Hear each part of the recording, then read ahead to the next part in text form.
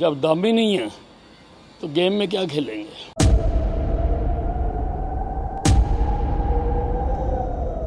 जो सरकार के आदेश हैं उनको पालना की जाएगी, उनको रोकेंगे हम, उनको आगे नहीं बढ़ने दिया जाएगा। योगी का तो डीएनए हुआ है।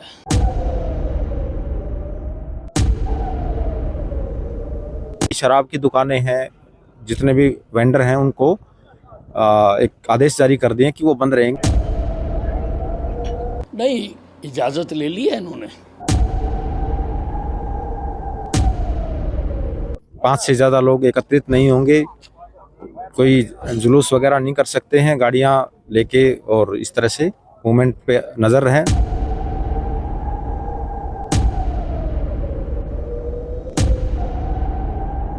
ये सरकार को कड़े कदम उठाने का समय आ गया है।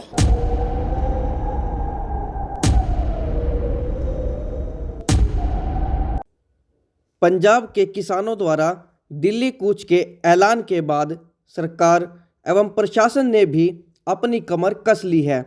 किसान शंभू बॉर्डर एवं खनौरी बॉर्डर से दिल्ली के लिए रवाना हुए थे, लेकिन प्रशासन किसानों को रोकने के लिए वहां पहले से ही तैयार था। शंभू बॉर्डर पर तो हरियाणा पुलिस ने परमिशन ना होने का हवाला देकर किसानों को आगे ही नहीं जाने दिया। सुबह सबसे पहले तो किसानों ने रणनीति बनाई, जिसके बाद वहां किसानों ने पाठ किया, फिर सभी ने मिलकर लंगर खाया। वहीं आंसू गैस के गोलों का प्रभाव कम करने के लिए सभी को नमक भी दिया गया। करीब 1 बजे सभी किसान आगे बढ़े, लेकिन पुलिस द्वारा किसानों को रोकने के लिए बैरिकेडिंग की गई थी। कंटीले तार बिछाने के बाद सीमेंट से कीलें भी लगाई गई थी, लेकिन किसानों ने तीनों लेयरों को उखाड़ फेंका और आगे बढ़ने लगे। जिसके बाद पुलिस ने किसानों पर पेपर स्प्रे किया और 2 बार आंसू गैस के गोले भी दागे। इस पूरे घटनाक्रम में 8 किसान घायल हो गए। वहीं कैबिनेट मंत्री अनिल विज का कहना है कि इजाज़त लिए बिना किसानों को कैसे आगे जाने दिया जा सकता है।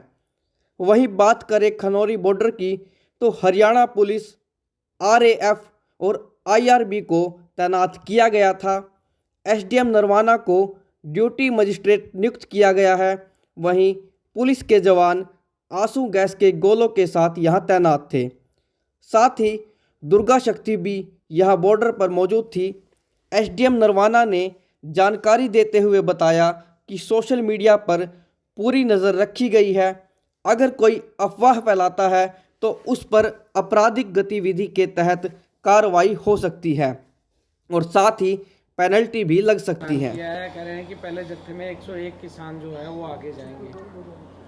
नहीं, इजाज़त ले ली है इन्होंने, तो फिर बिना इजाज़त के तो कैसे जाने दिया जा सकता है। इजाज़त ले लें, जाने देंगे। किसानों का ये भी कहना है कि हर कोई दिल्ली जा रहा है, भारत का नागरिक है, हर कोई जा रहा है, वो 1-1, 2-2 जा रहे हैं। आप कोई कार्यक्रम करने जा रहे हैं तो आपको पहले वहाँ दिल्ली में बैठने के लिए इजाज़त लेनी चाहिए। अगर ये इजाज़त लेके नहीं जाएंगे तो फिर ये हरियाणा में जम जाएंगे। अब तो आप पार्टी की सरकार ने इनको 1 साल से बैठाया हुआ है, फिर उनको भी दिक्कत होगी, तो इसलिए इजाज़त लें फिर जाएं। तो वो अपना डीएनए जांच करवाएंगे। योगी का तो डीएनए हुआ है। जांच कराने की ज़रूरत उनको है जो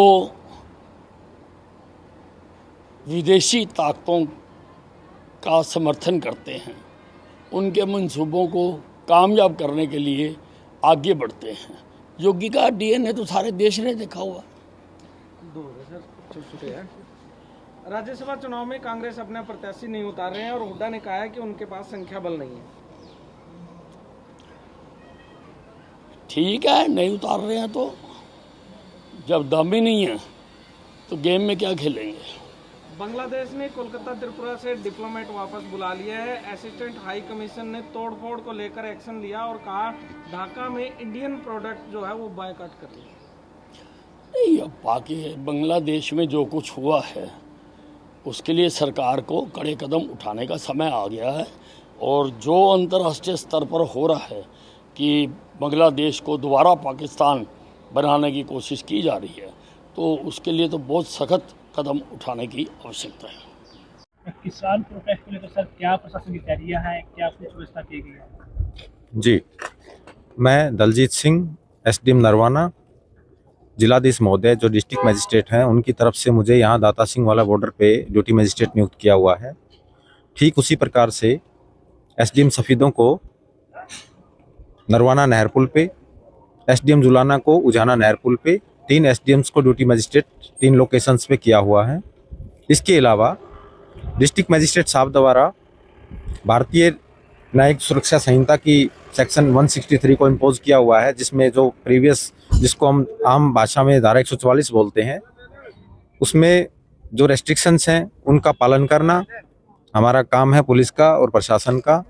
5 से ज़्यादा लोग एकत्रित नहीं होंगे, कोई जुलूस वगैरह नहीं कर सकते हैं गाड़ियां लेके, और इस तरह से मूवमेंट पे नज़र रहे।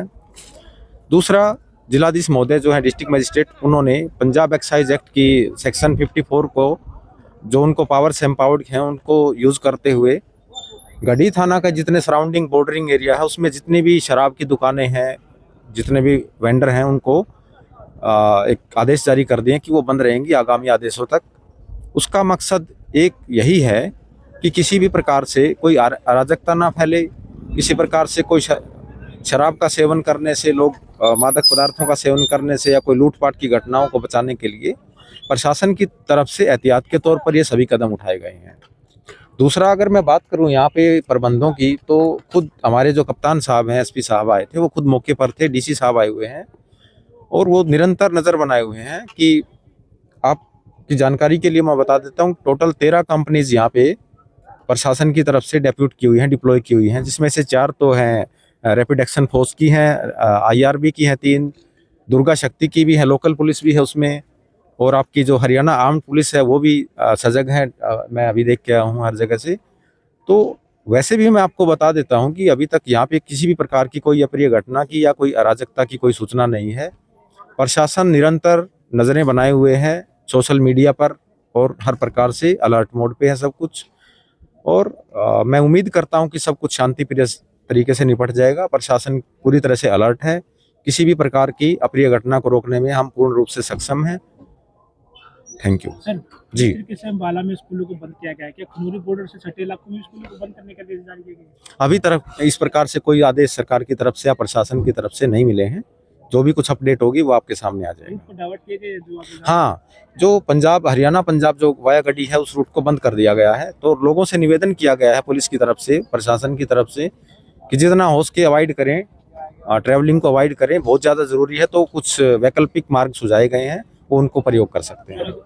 अगर किसान आगे बढ़ते हैं, हरियाणा सीमा में पहुंचते हैं, तो कैसे फिनिश हो जाएगा? इसके लिए हमारी तैयारियां यही हैं कि जो सरकार के आदेश हैं उनको पालना की जाएगी, उनको रोकेंगे हम, उनको आगे नहीं बढ़ने दिया जाएगा। सर, ये अपने कितने नाके, मतलब बॉर्डर से लेके यहाँ तक कितने लेयर में नाके लगे? नाके आप देखेंगे कि अभी उजाना में लगा हुआ है और नरवाना के बाहर लगा हुआ है, और कुछ मिनी नाकाज लगाए हुए हैं, वो रूटीन चेकअप के लिए हैं। तो काउंट एग्जैक्ट तो नहीं पता, पर हर जो हमारी लोकेशन रहती है उस पर नाके लगाए हुए हैं। यहाँ पे भी लेयर्स बनाई हुई उन्होंने सुरक्षा की दृष्टि से। ऐसे समय में अफवाहें ज्यादा फैलती है, तो ऐसे में लोगों को, हाँ, मैंने अभी बताया आपको कि सोशल मीडिया पर पूरी नज़र है। कोई भी हमने आगाह किया है हमारे यूथ को भी और सभी नागरिकों को कि आप बचें इस प्रकार से, क्योंकि आप क्रिमिनल एक्शन का शिकार हो सकते हैं, आपके विरुद्ध पेनल्टी हो सकती है अगर आप इस प्रकार से अफवाहें फैलाते हैं। ना अफवाहों पर ध्यान दें और ना ही उनको आप एग्रेसिव करें, उनको एग्रावेट करें।